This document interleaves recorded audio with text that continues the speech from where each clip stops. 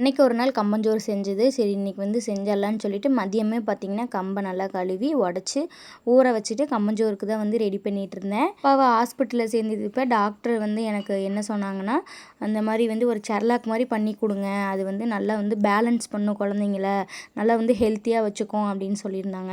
நான் வந்துட்டு கொஞ்சமாக காலையில் செஞ்சு பாப்பாவுக்கு ஊட்டி பார்த்தேன். அவளும் வந்து நல்லா சாப்பிட்டா. அதனால் ஈவினிங் போல் கொஞ்சமாக வந்து செஞ்சு வச்சுக்கலாம். இது வந்து அளவாக தான் செஞ்சு வைக்கணும், அதிகமாகவும் செஞ்சு வைக்கக்கூடாது.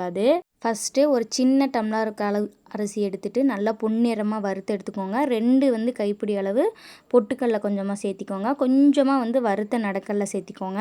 நல்லா ஆறுனதுக்கப்புறம் ஒரே ஒரு ஏலக்காய் மட்டும் சேர்த்திக்கோங்க. உங்கள் குழந்தைக்கு வந்து ஏலக்காய் பிடிக்காது அப்படின்னா நீங்கள் வந்து ஸ்கிப் பண்ணிக்கோங்க.